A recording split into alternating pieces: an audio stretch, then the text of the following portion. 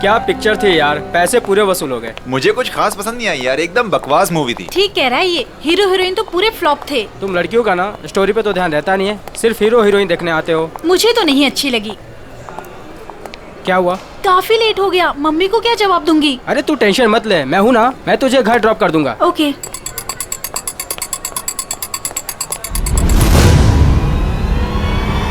तो गोली में चला दो, एक गोली में चला दो।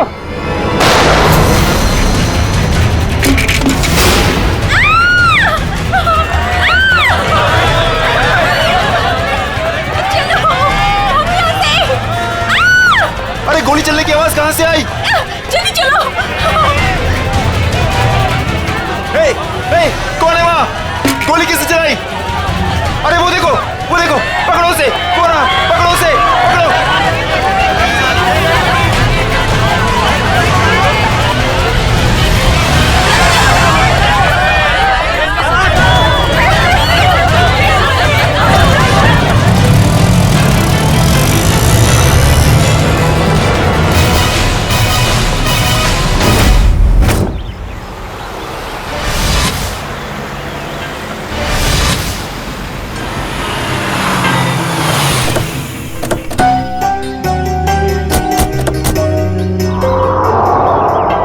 यही है वो धनराज पैलेस। जितना बड़ा बंगला उतना छोटा दिल धनराज का। आज इसे सबक सिखा कर रहेंगे। चलो कम।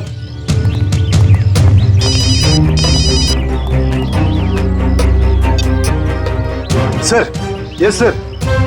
हाँ, हम लोग पहुंच गए। काम पूरा करके ही वापस आएंगे। Okay sir.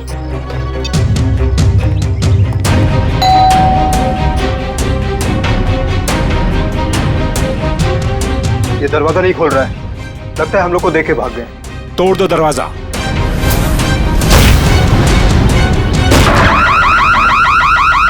ये तो चोर अलार्म है। अरे ये लाश! लगता है कोई और जुर्म करके भाग गया। अरे क्या हुआ? ये अलार्म की आवाज यहाँ से क्यों आई? कुछ तो हुआ इधर। कहाँ से आई ये आवाज? देखो ना कहाँ से आवाज आई।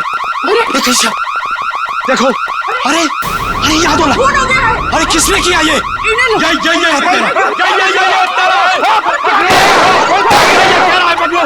पकड़ो इसे, ये भागने ना पाए। तुम लोग तो पकड़ो इसको। अभी मैं सीआईडी को फोन करता हूँ। हेलो,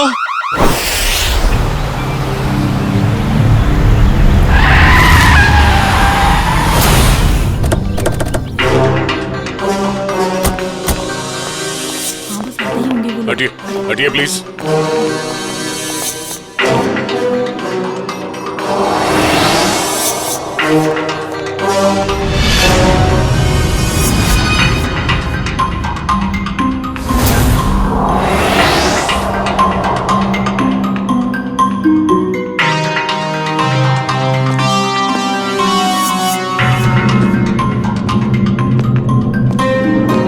यहाँ एक चोर की मौत हुई है।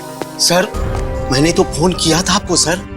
ऑफिस के लिए घर से निकल ही रहा था तो मैंने सुना कि यहाँ पर बगलर अलार्म बज रहा है। आप सब धनराज जी के पड़ोसी हैं? जी सर, हम जब धनराज जी के घर के अंदर आए तो देखा 2 सूट और टाई पहने हुए लोग और उनके साथ और 2 लोग घर के अंदर मौजूद थे। हमें देखकर उन्होंने हवा में गोलियां चलाई और फिर अपनी कार में बैठकर निकल गए। सूट टाई पहने हुए गुंडे। आपने गाड़ी का नंबर नोट किया? जी हाँ। गुड। मयूर, नंबर नोट कर लो। जी बताइए, क्या नंबर था? XYZ 2193। सर वो देखिए, 1, 2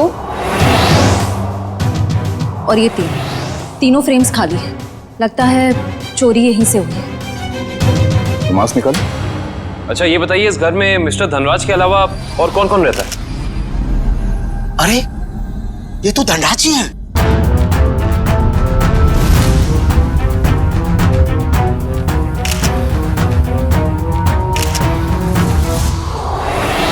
लेकिन इन्होंने चोरों वाले कपड़े क्यों पहन रखे हैं? धनराज जी अपने ही घर में चोरी कर रहे हैं। उनकी मौत भी हो गई।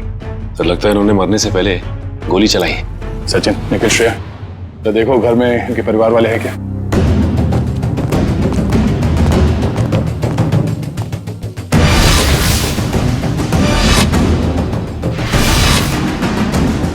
शरीर पे कहीं भी जख्म का कोई निशान नहीं है, तो फिर इनकी मौत कैसे हुई?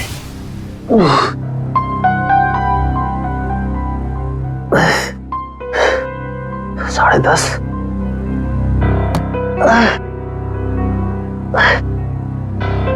नवीन, कैसे भी करके इस मुश्किल घड़ी से जूझना होगा।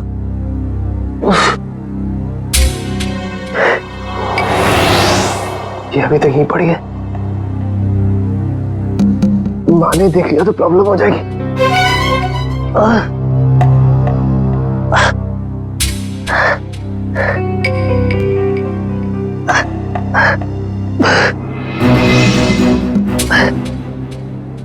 इसके नीचे छुपा देता।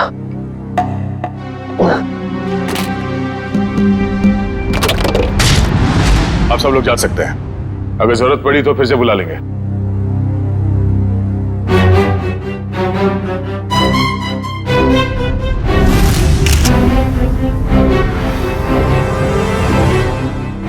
सर। हाँ कविन? सर ये देखिए, सामने वाली दीवार से ये गोली मिली है। सर देखने से लगता है ये वही गोली है जो धनराज जी की गन से चली है। इसका मतलब है धनराज जी की मौत से पहले यहाँ कमरे में कोई और भी था जिसपे शायद इन्होंने गोली चलाई। शायद वही सूट बूट वाले गुंडे हों जो पड़ोसी बता रहे थे। तो वो लोग थे या कोई और, ये तो तब पता चलेगा जब डॉक्टर सालुंके के इनके मरने का एग्जैक्ट टाइम बताएंगे। एक काम करो, एविडेंस बैग में डालो सर।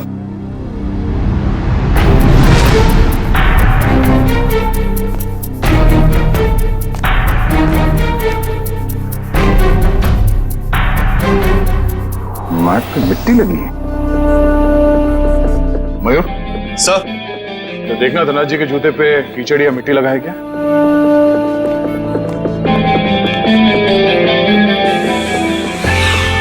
नहीं सर, जूते एकदम साफ है।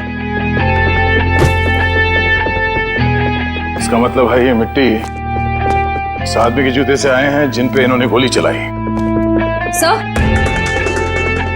सर ये मीशा है, धनराज जी की भतीजी। ये अभी तक अपने कमरे में ही सो रही थी। तो सर ये धनराज जी की बेटी और दामाद है, ये भी अपने कमरे में सोए हुए थे। सर ये लोग धनराज जी के दोस्त थे, ये लोग भी सो रहे थे और मुश्किल में उठे सर। मैं संभाल के। सर बड़ी अजीब सी बात, इस घर में ऐसा हादसा हो जाता है और सब सो रहे थे। नहीं कविन, लगता है इन्हें कोई नशीली दवाई दी गई है। होश में आओ, होश में आइए आप लोग, होश में आइए आप। धनराज जी की मौत हो चुकी है। ये कैसे हो सकता है? थोड़ा पीछे प्लीज। पापा आगे खोलिए प्लीज। अरे पेंटिंग्स कहाँ गए? हाँ सर, महंगी वाली पेंटिंग्स थी। तो क्या ये पेंटिंग्स की वजह से तो धनराज की जान नहीं गई ना? वो ये अंकल ने चोरों वाले कपड़े क्यों पहने हुए हैं? हो सकता है धनराज जी अपने ही घर में चोरी या फिर ये आप क्या कह रहे हैं? वो ऐसा क्यों करेंगे? अब इसका जवाब उनकी मौत से जुड़ा है। हेलो दयाल, मैं नवीन बोल रहा हूँ। अरे नवीन, क्या हुआ? काफी परेशान लग रहा है तू। मैं बहुत दर्द में हूँ, मुझे कोई दवाई का नाम बता। बिना चेक करे कैसे बताऊं? तू सेवली आंटी से कह दे, वो तेरे को लेकर हॉस्पिटल जाएगी। मैं कहीं नहीं जा सकता, तू मुझे दवाई का नाम बता। अच्छा ठीक है, जिमटिम PX9 30 mg ले लेना। नवीन, कब तक सोते रहोगे बेटे? दयाल तुझे बाद में फोन करता हूँ, ठीक है? नवीन। हाँ माँ। हाँ माँ। बेटा तुम्हारा चेहरा इतना पीला कैसे पड़ गया है? तबीयत तो ठीक है ना? रात को मैं देर से सोया था तो नींद पूरी नहीं हो पाई। आप मेरे लिए दवाई मंगा देंगी? हाँ मैं दवाई ला दूंगी। मैं तो बाजार जा ही रही थी सामान लेने के लिए, लेकिन तुम डॉक्टर को क्यों नहीं दिखा लेते? नहीं माँ, ये विटामिन की गोली है, दयाल ने बोली थी खाने के लिए। मैं ठीक हूँ। दवा का नाम क्या है? जिमटिम PX9 30 mg। अच्छा ठीक है, मैं लेती आऊंगी। ठीक है बेटा।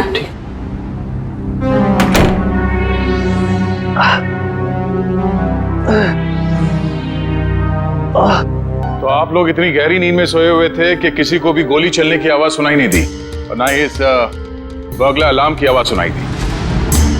आपको किसी को पता नहीं चला कब ये पेंटिंग चोरी हो गई और कब धनराज जी की मौत हो गई? हाँ? वाकई सर, हम लोगों को बिल्कुल पता नहीं चला। हम लोग जब रात को डिनर करके लौटे, पता ही नहीं चला कि कब कैसे आंख लग गई। डिनर? कौन सा डिनर? कल रात अंकल ने डिनर का प्लान बना लिया बिना हमें बताए, डिलाइट रेस्टोरेंट में। तो पूरा परिवार गया था डिनर पे? हाँ सर।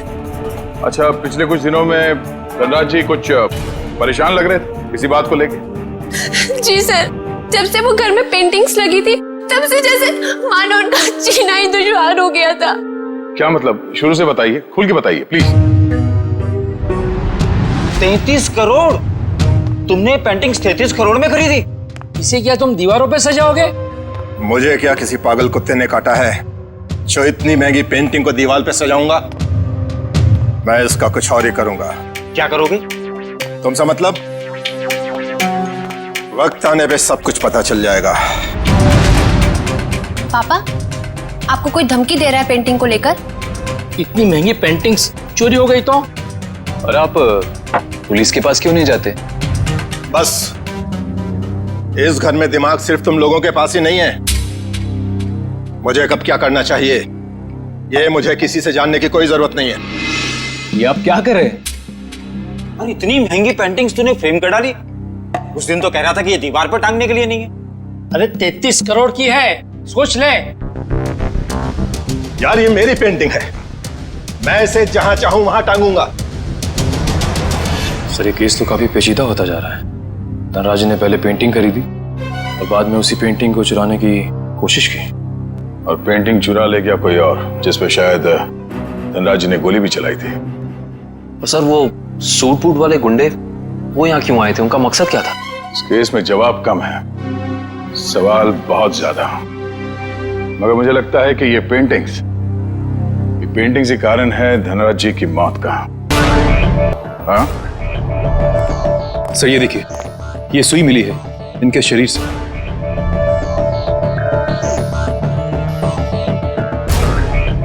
सर, ये खून सुई से हुआ है? ये खून सुई से हुआ है या किसी और चीज से, ये तो डॉक्टर सालुंके ही बताएंगे।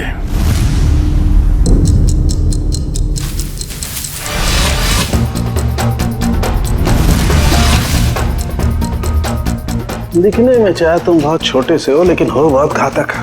धनराज की जान तुमने कैसे ली है तुम बताओ चाहे मत बताओ, लेकिन मैं पता लगा कर गिराऊंगा, छोड़ूंगा नहीं तुम्हें। सर, ये डॉक्टर साहब अपने आप से बातें कर रहे हैं? सुई से बात कर रहे हैं। अरे आ गई क्या? सीआईडी की बारात आ गई? हाँ, सबूतों के फूल माला तैयार है। भाई साहब, सबूतों की माला से आपका मतलब अगर इस गोली से है तो माफ करना, सीआईडी की पूरी टीम को मायूस होकर के जाना पड़ेगा। क्यों? क्योंकि गोली इतनी बुरी तरह से पिचक गई है कि इससे बात करना बड़ा मुश्किल है। अरे गोली को छोड़िए सर, उस मिट्टी के बारे में बता दीजिए जो हमें डोरमैट में मिली थी। तो मिट्टी के बारे में डॉक्टर तारिका जी बताएंगे। जो काम करेगा वही बताएगा ना? मतलब? नहीं, मतलब मिट्टी के बारे में यही पता लगा रही थी ना, तो यही बताएंगी। जी, इस डोरमैट पे जो मिट्टी लगी हुई है वो धनराज जी के गार्डन में जो मिट्टी है उससे अलग है। अरे वाह डॉक्टर तारिका, ये कैसे पता चला आपको? वो ऐसे फ्रेडी सर कि गार्डन में ये जो मिट्टी मिली है इसमें हमें कीड़े मारने की दवाई मिली है, और डोरमैट में से जो मिट्टी मिली है उसमें ऐसा कुछ भी नहीं है। मतलब साफ है बॉस, डोरमैट वाली मिट्टी कहीं और से आई है, बाहर से, शायद किसी के जूतों से। मतलब अभिजीत, ये उस आदमी की जूतों पर से आई है मिट्टी जिस पर धनराज ने गोली चलाई थी, चोर नंबर 2। धनराज की गोली तो चोर नंबर 2 को नहीं लगी, लेकिन चोर नंबर 2 की पिन जरूर धनराज जी की जान ले गई। कैसे? ये देखो, इस पिन को मैंने इस पानी में उबाला तो इस पानी का रंग हल्का नीला हो गया। इसका मतलब साफ है उस पिन पर जहर लगा हुआ था। कमाल है डॉक्टर साहब, आपने तो बारातियों को अच्छा शगुन दे दिया। खुश हुए ना? सड़की, ये सुई कब लगी थी, कितने बजे? बस रात के करीब 10 से 12 बजे के बीच में।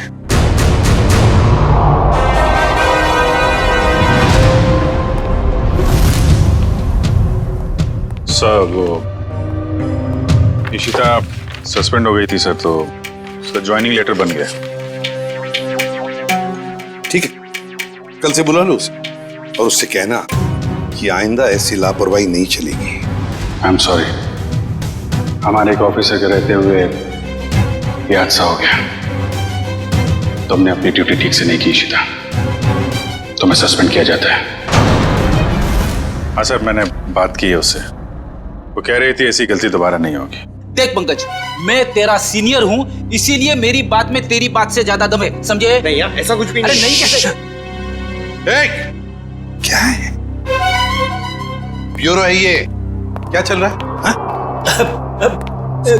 नहीं, कुछ नहीं सर, कुछ नहीं। मैं तो सिर्फ पंकज को धनराज वाले केस की बारीकियां समझा रहा था, मगर इसके दिमाग में घुस ही नहीं रहा है। अच्छा, तो हमें बता दो क्या बारीकियां हैं। हाँ सर, बताइए, अभी बताइए। अरे तू सुनेगा तब ना। सर, मुझे तो ये पूरा केस टेढ़ा लग रहा है। अगर पेंटिंग धनराज के घर पे थी तो उसे चोरी करवा के उन्हें क्या फायदा होगा? और ये गैर कानूनी पेंटिंग को कौन से इंश्योरेंस के पैसे मिलने वाले थे? और फिर उस चोर का उसी वक्त धनराज के घर में घुसना, जब धनराज अपनी पेंटिंग चुरा रहा था। कुछ जम नहीं रहा है अभिजीत। बड़ी गहरी प्लानिंग की है ये घर में घुसना और फिर सुई से खून करना। और सर, सुबह गुंडों का घर में घुसना, इन सब के बीच में कोई ना कोई संबंध है सर। संबंध है अभिजीत, संबंध है। ये कोई संयोग की बात नहीं कि जिस वक्त ये आंधी तूफान मच रहा था तब घर के सारे लोग गहरी नींद में सो रहे थे, जैसे कि एक एक को लेकर सबको नींद की दवाई खिलाई थी। सर, धनराज की भतीजी मिशा बता रही थी कि धनराज कल रात अपने परिवार वालों को एक सरप्राइज डिनर पे ले गए थे रेस्टोरेंट में। कल रात अंकल ने डिनर का प्लान बना लिया बिना हमें बताए, डिलाइट रेस्टोरेंट में। अभिजीत, कहीं ऐसा तो नहीं कि ये जो कुछ भी हुआ है उसका उस होटल से संबंध हो जहां पर ये सारे गए थे खाना खाने? देखो, ग्राहक हमारे लिए भगवान समान है और उन्हीं की वजह से हमारा घर चलता है। चाहे उनका मूड अच्छा हो या बुरा, हमें सबका ख्याल रखना है। मुस्कुरा के सबको अच्छे से खाना परोसना है। किसी भी ग्राहक से कोई शिकायत नहीं आनी चाहिए। समझ गए तुम लोग? जी मैनेजर साहब, समझ गए। हम सीआईडी वालों को भी कुछ समझा दीजिए। सीआईडी? नमस्ते सर, हमारे तो भाग ही खुल गए सर कि आपने हमारा रेस्टोरेंट चुना है खाना खाने के लिए। काश हम लोग यहाँ खाना खाने आते, तहकीकात करने नहीं। देखिए, हम यहाँ खाना खाने नहीं, कुछ सवाल पूछने आए हैं। कैसा सवाल सर? क्या कल रात मिस्टर धनराज अपने परिवार के साथ यहाँ खाना खाने आए थे? मिस्टर धनराज, वो मशहूर बिजनेसमैन जो पिटोराइल में रहते हैं। क्या बात है? अपने कस्टमर के एड्रेस तक याद है आपको? तो सर, सबके तो याद नहीं रहते, लेकिन मिस्टर धनराज हमारे खास मेहमान हैं।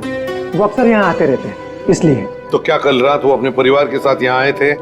हाँ, आए तो थे, लेकिन आपको कैसे मालूम? क्योंकि उनके खाने में कुछ ऐसा मिला है जो नहीं होना चाहिए था। मैं कुछ समझा नहीं सर। नींद की दवा। उनके खाने में हमें नींद की दवा मिली है। किसने दिया था खाना उन्हें?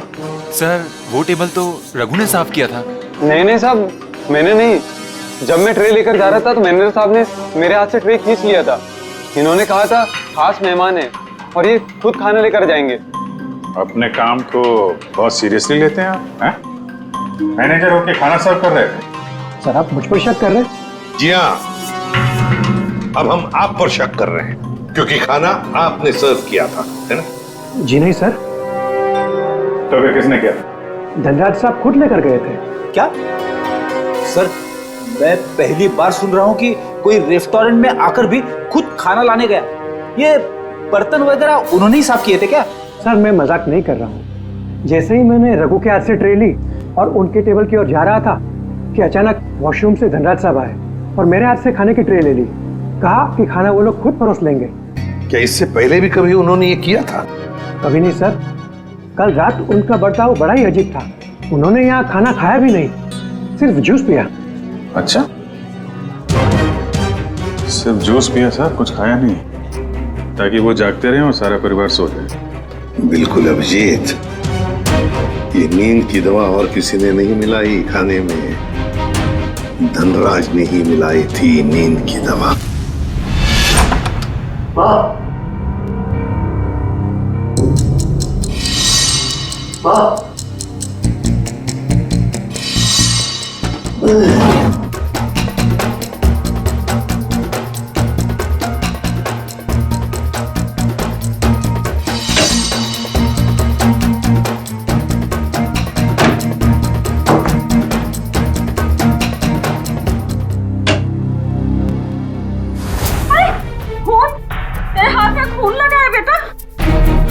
माँ मुझे गोली लग गई थी, लेकिन छू के निकल गई। गोली लगी थी? कहाँ लगी गोली? चल अस्पताल चल, अब भी अस्पताल चल। नहीं चल नहीं अस्पताल। नहीं माँ, मैं नहीं जा सकता। आप दयाल को फोन करके बुला लो। हाँ मैं बुलाती हूँ दयाल को। तू बैठ यहाँ, बैठ भगवान।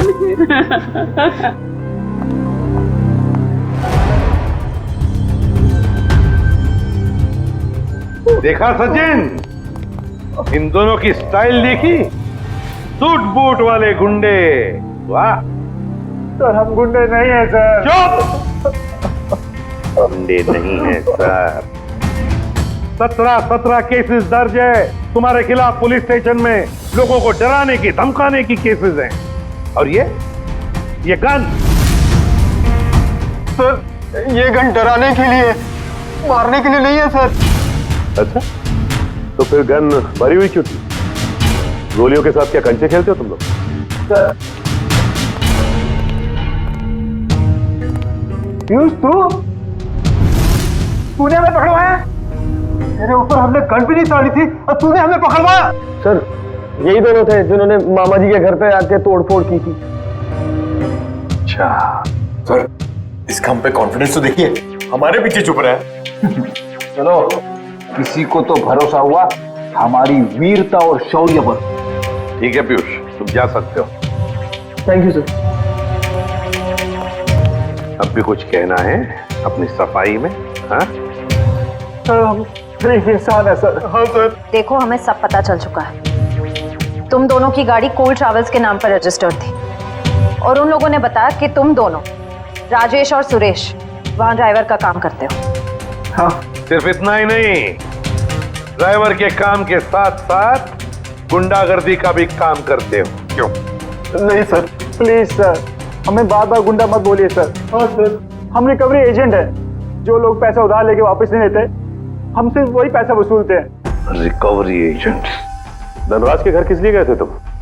ड्राइवरी करने के लिए या फिर उधार के पैसे वसूल करने के लिए? हाँ सर, उधार का पैसा वसूलने गया था।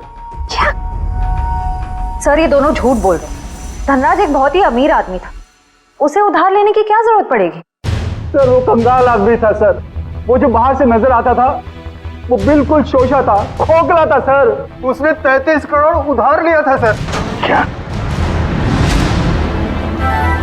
कितने जीरो होते 33 करोड़ में, पता है पंकज? पता नहीं सर, मगर सुनने में बहुत भारी अमाउंट लग रहा है।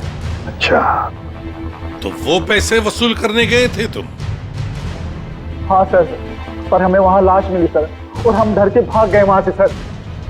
धनराज को इतने पैसों की क्या जरूरत पड़ गई कि उसे बाहर से इतना उधार लेना पड़ा? और सर, धनराज के परिवार वालों ने भी हमें इसके बारे में कुछ नहीं बताया। ये भी तो हो सकता है ना श्रेया, कि धनराज के परिवार वाले इन सब बातों के बारे में कुछ जानते ही नहीं थे। लेकिन एक बात तो पक्की है, इस बारे में इनका बॉस तो जरूर जानता होगा।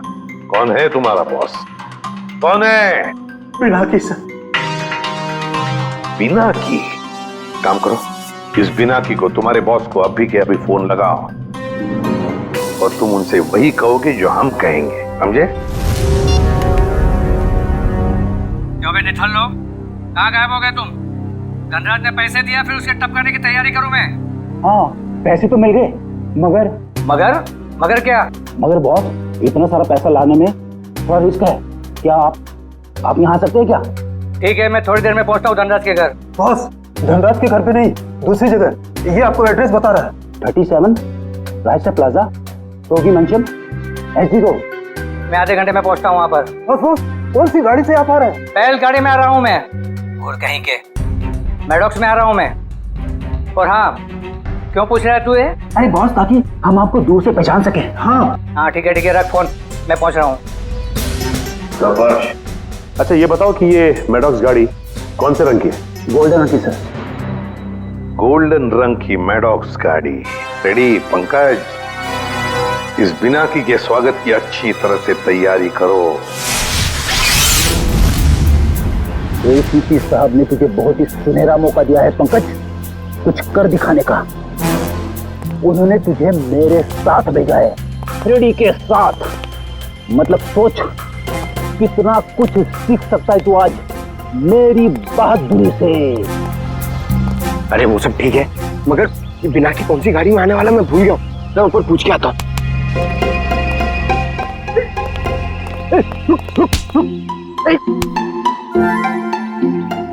अबे उठ जा, मुझे मालूम है कौन सी गाड़ी है। ओ, अब नजरें सड़क पे रख और पैर यहीं पे इसी जमीन पे, पलके झपकने ना पाए और कदम हिलने ना पाए। मगर सर अगर आ गया तो क्या? आ गया तो रोक के रख, बिना की के गिरफ्तार होने तक, समझे? आ गया आ गया आ गया आ गया। अबे चल, अरे अरे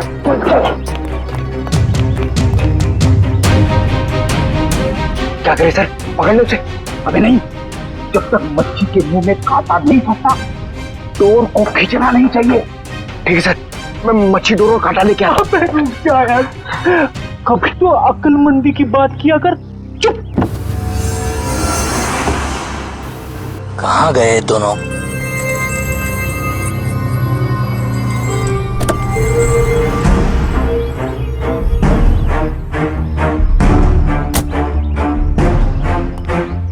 कहाँ रहेंगे दोनों? ये एड्रेस तो यहीं का है। कह रहे थे कि मुसीबत में है, और देखो दोनों लंगूरों का पता नहीं है यहाँ पर। कहीं मेरे पैसे लेकर दोनों उड़ तो नहीं गए? Crime investigation department, CID? अरे ये लोगों ने मुझे यहाँ कहाँ बुला लिया? अब आ ही गए हो तो अंदर से सीआईडी ब्यूरो भी देख लो। आप गन नीचे रखिए प्लीज। पहले ऊपर चल, ऊपर। अरे फिर गन अपने आप नीचे हो जाएगी। अरे लेकिन चल चल। बिना की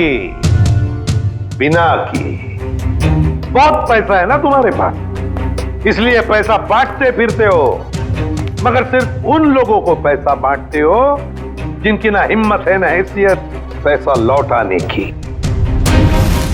क्यों? और फिर उन लोगों को डराते हो। नहीं सर, मैं तो सिर्फ जरूरतमंद लोगों की ही मदद करता हूँ सर। और सर, जरूरतमंद लोगों की मदद करना तो अच्छी बात होती है ना सर। और हाँ, एक बात है, जब लोग ब्याज के साथ पैसे देते हैं ना सर, तो मेरा भी कुछ भला हो जाता है सर। और जब कोई पैसा नहीं लौटा सकता तब तो ऐसे मुश्तलों की मदद लेनी ही पड़ती है सर। और इसीलिए तुमने इन दोनों को भेजा था धनराज के घर पैसा वसूल करने के लिए। क्यों दिए थे इतने सारे पैसे धनराज को? नहीं सर, मैंने धनराज के घर किसी को नहीं भेजा सर। और सर, धनराज के घर चोरी हुई है ये तो आप जानते हैं ना सर। हाँ, कीमती और नायाब पेंटिंग्स चोरी हो गई थी। हाँ, उस पेंटिंग की कीमत 33 करोड़ रुपए थी सर। 33 करोड़। धनराज ने किसी खुफिया नीलामी से खरीदा था उसे।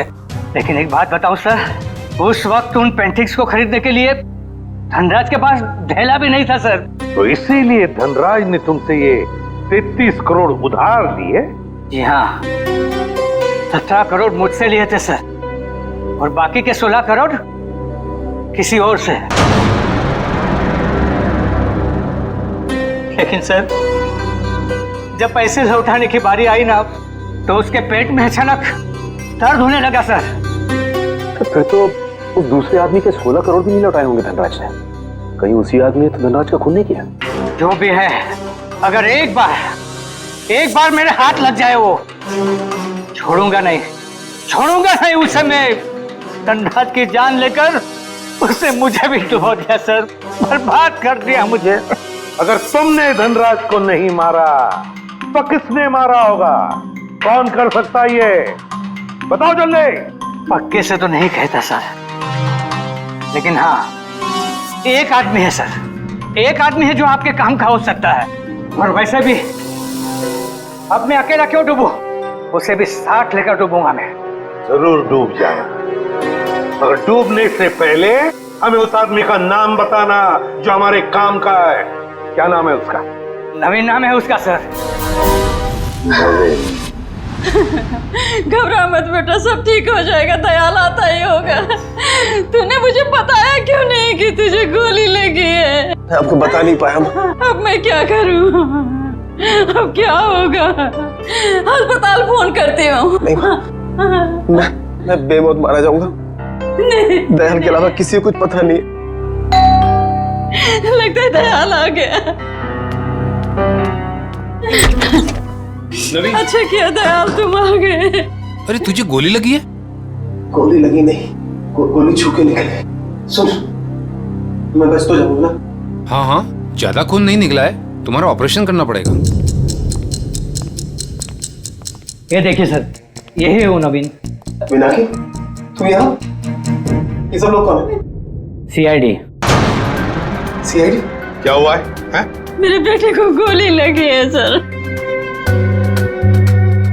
ये गोली कैसे लगी तुम्हें? सर प्लीज, अभी ये सवाल पूछने का वक्त नहीं है। अभी से हॉस्पिटल लेकर जाना पड़ेगा एम्बुलेंस में। सर मैं एम्बुलेंस को फोन करता हूँ। मतलब धनराज ने आपको मेरे बारे में सब कुछ बता दिया। क्या आप लोग मुझे इस हालत में गिरफ्तार करेंगे? इस हालत में जरा देखे तो सही।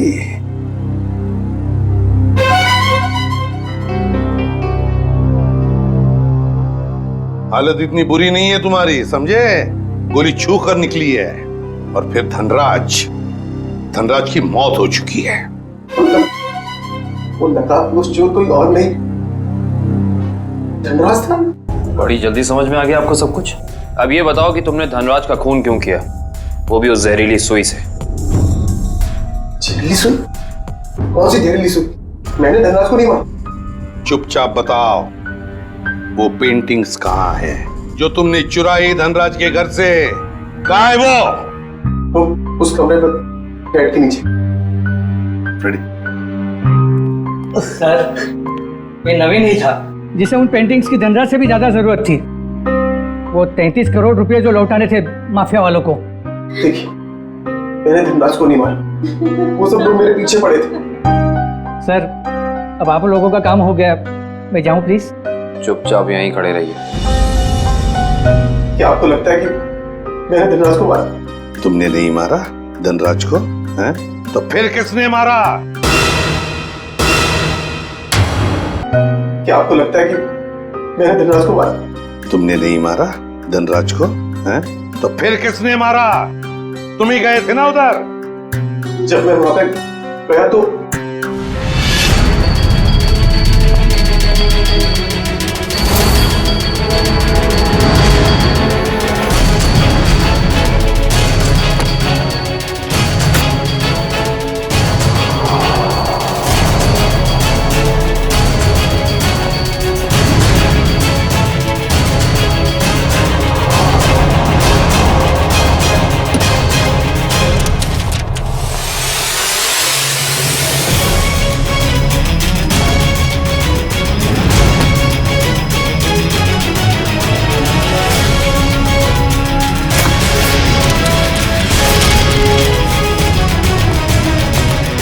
अरे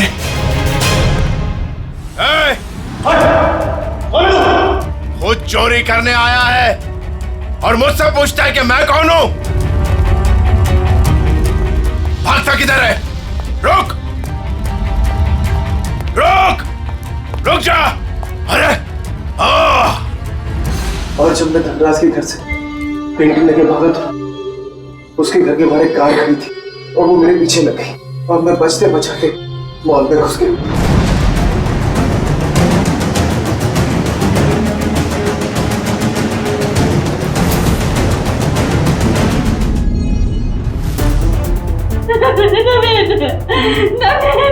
आगे खोलो बेटा, मेरे आगे खोलो मेरे बच्चे।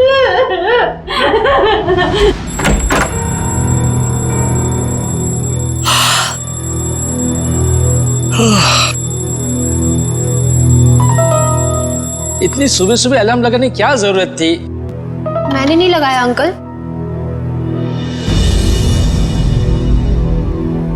अरे पेंटिंग्स कहां से आ गई वापस?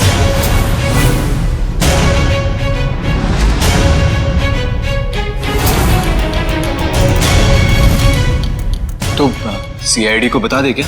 नहीं, क्या जरूरत है, पेंडिंग्स तो वापस आ गई ना। ईशान, मुझे लगता है हमें सीआईडी को बता देना चाहिए, वरना हम लोग बेवजह फंस जाएंगे।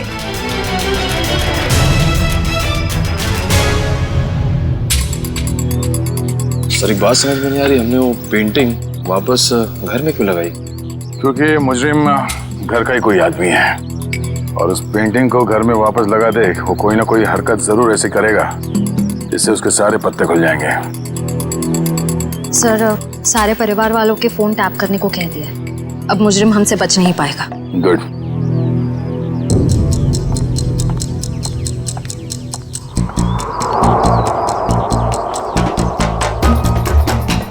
श्रेया, निकल।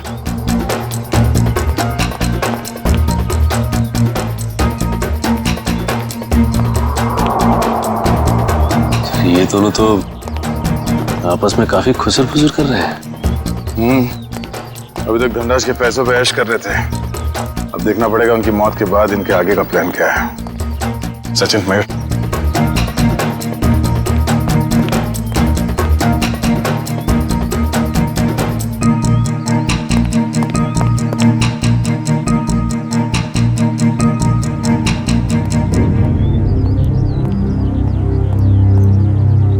चलो मिस्टर ईशान, आपके साथ थोड़ा सैर सपाटा कर लेते हैं। खोलो मुझे, जाने दो।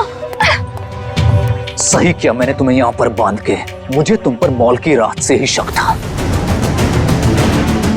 जो मैंने आपसे माफी मांग तो ली है, मैं नहीं मार पाई नवीन को, लेकिन मैंने आपको कोई धोखा नहीं दिया। मुझे सच में नहीं पता कि पेंटिंग्स कहाँ है। बस बंद करो ये ड्रामा और ये बताओ घर पर पेंटिंग्स किसने लगाई थी और कौन है तुम्हारा साथी? सीआईडी ने लगाई है वो पेंटिंग, कोई एतराज है? सीआईडी, देखो देखो पकड़े गए ना तुम्हारी वजह से, और तुम मेरा मुंह क्या देख रहे हो, करो कुछ। कहां भाग रहा? अपने चेहरे पे मेरा ऑटोग्राफ नहीं लेगा? हाँ?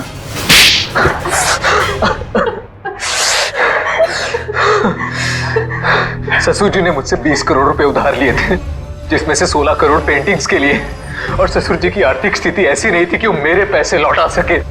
भाई शान, और फिर तुमने उन्हें मार दिया। एक बार भी नहीं सोचा कि जिनकी तुम जान ले रहे हो वो तुम्हारी बीवी के पापा है। और तुम ईशान, तुम तो मेरी बहन हो ना, तुम कैसे ईशान का साथ दे सकती हो? दी, अंकल ने तो मुझे कभी प्यार ही नहीं किया, हमेशा मुझे सिर्फ एक बोझ समझा। तो ईशान ने तुम्हें अपने प्लान में शामिल कर दिया, पेंटिंग्स बेचकर 33 करोड़ रुपए पाने का। हा? तो क्या गलत किया? ससुर जी के पास पैसे तो थे नहीं, सारी शान और शौकत मेरे दम पर थी। मुझे मौका मिला, मैं पीछे नहीं हटा। बहुत बड़ी गड़बड़ हो गई है धनराज जी। वो 33 करोड़ की पेंटिंग बेचने के लिए नहीं थी, अब वो चोरी का माल हो गई। क्या बकवास कर रहे हो तुम? फंसा दिया ना मुझे, अब मैं उन्हें बेचूंगा कैसे? वो तो पता नहीं, लेकिन गवर्नमेंट एजेंसीज ने उसकी तलाश शुरू कर दी है, वो कभी भी आप तक पहुंच सकती है। तुम देखना, मैं उन पेंटिंग्स को बेचूंगा भी और मुनाफा भी कमाऊंगा और खुद को बेगुनाह भी साबित कर दूंगा। लोहा गर्म था और मैंने हथौड़ा मार दिया। मगर तुम दोनों के खाने में तो धनराज जी ने बेहोशी की दवा मिलाई, तो फिर तुम लोगों को असर कैसे नहीं हुआ? जैसे हमें पता चला कि अंकल ने खाने में दवाई मिलाई है, हम लोगों ने मौका पाते ही वॉशरूम में जाके उल्टी कर दी। मगर नवीन बीच में आ गया और तुम्हारा प्लान चौपट हो गया। हाँ, अगर नवीन बीच में नहीं आता तो जैसे ही ससुर जी सारी पेंटिंग्स लेकर घर से बाहर निकलते, मीशा उन्हें गाड़ी से उड़ा देती, लेकिन सारी पेंटिंग्स नवीन के हाथ में लग गई। मगर धनराज को मारने की क्या जरूरत थी? तुम्हें तो सिर्फ पेंटिंग्स ही चाहिए थी ना? क्योंकि मुझे लगा अगर पेंटिंग्स मेरे हाथ से निकल गई तो कम से कम घर और जायदाद तो मुझे मिल जाएंगे। गलती हो गई, हमें माफ कर दो, दोबारा ऐसा नहीं होगा। पैसों की लालच में तुम दोनों ने अपने ही परिवार के एक को मारा है, अपने ही परिवार के। अगर फांसी से बढ़कर कोई सजा होती ना तो वो तुम्हें मिलती। काश मैं ले जाओ इन दोनों को। चलिए चलिए मैम।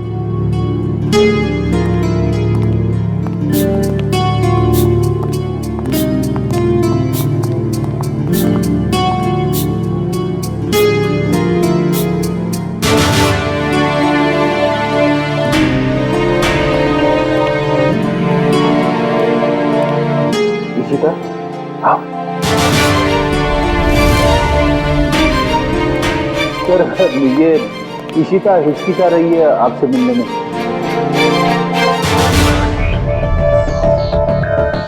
क्यों हिचकिचा रही हो? सॉरी सर, पूरे सस्पेंशन पीरियड में मैं सिर्फ यही सोचती रही कि जब मैं वापस ड्यूटी पे आऊंगी तो आपसे नजरें कैसे मिलाऊं। अपनी गलती का एहसास हुआ तुम्हें? गलती ही नहीं सर, एक बोझ है ये मेरे ज़मीर पर जो हमेशा रहेगा, शायद मेरी आखिरी सांस तक सर।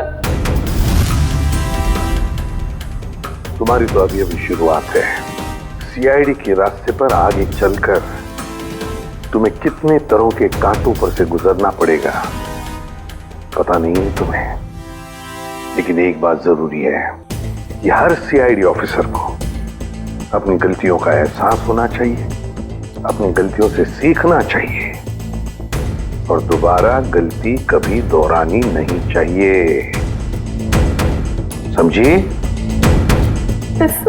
काम पे लग जाओ।